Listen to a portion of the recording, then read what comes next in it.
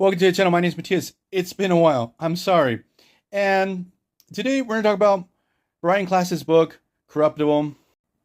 Because ever since I've seen this rise to power of Elon Musk to becoming this weird shadow president to the United States, I can't stop thinking about what drives this guy. Like, he has everything. He is the world's richest man, and he just wants more and more power. It's just incredible.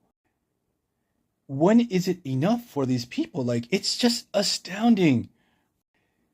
Because I get the impression with Elon and with Trump, but obviously more with Elon, that he's not driven by ideology or this narcissistic view that he alone can better all of humanity. No, it's just for power.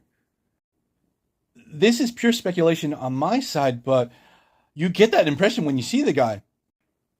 So let's jump into this book and some of its key ideas because I feel like they really apply here.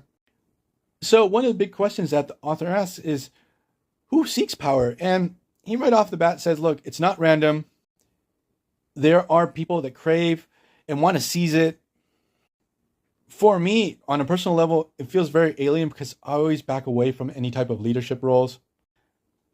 I guess I view myself as the guy that would just give helpful information to people in positions of authority to help the betterment of the group or to achieve the group's objectives. But in this book, Brian puts a lot of emphasis on the fact that there's a lot of self-selection bias in the people that seek power.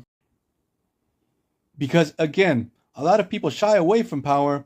They just want to do their own thing, go on with their lives. They don't want the responsibilities. They don't want the heat that comes with the power itself.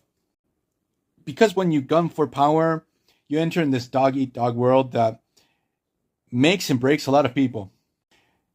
But then the writer goes into this second layer where he emphasizes that people that seek power also are people that are very corruptible. So then in the book, he dives into the idea if there's a leadership gene, and he comes and goes over this concept and the possibilities. Now, even though genetics may play a factor, and the author also explains this, it's not definitive. Now, the author goes into other aspects that might also push people into this persecution of power. Also, the writer gives us other things that might push people to want to strive for power, be it race, age, gender. There's a ton of other social factors that play into this. Not only social factors, you have historical factors, environmental factors. In general, the social world is very, very complex. You can be born to be a dictator, but the context of when you are born into and the environment will take you down a totally different path. That's how the social world works. It's fascinating. The role of dominance in other animal species, it's easier because the ones that have social structures are not as complex as ours. Human lives are incredibly sophisticated, and maybe something that the writer doesn't dive into here, but I see on a personal level, the need that people have, for example, for validation. Doesn't matter how powerful you are, everyone seeks validation for some reason. And that's just another thing that you can throw into this complicated mix of things that determine people's lives and what they're going to do with them.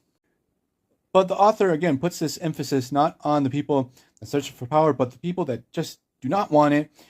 But he dives into this concept of themos that we already talked about with Francis Fukuyama, that in some people it is stronger than others. Also, there's also themos relative to groups, but it's this idea and need of recognition, that this need of recognition will push you to want to become a leader or a group to jockey for power.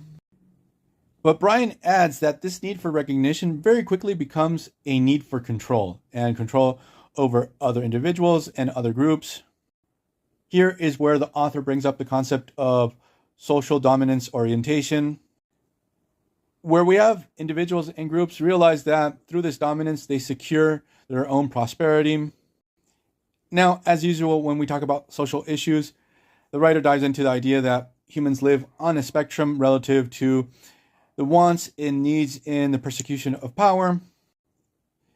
And this might go on in many levels. Maybe you don't want power on a political level, but you want to jockey for a position at your local club to be able to be the leader of your local sports team, for example, or be the mom in control of the local PTA or the homeowner society. Like, people pop off in very weird directions relative to the need of power and control. But why is it bad and corruptible people reach places of power? What happens to all the good people on the way? Like, I feel like there are a lot of good people that want to be leaders, have good intentions, and they are led astray on their ascension into power. But we're going to focus on that in other videos. So we're going to leave this video here. I hope you guys liked it. See you guys next time. Bye.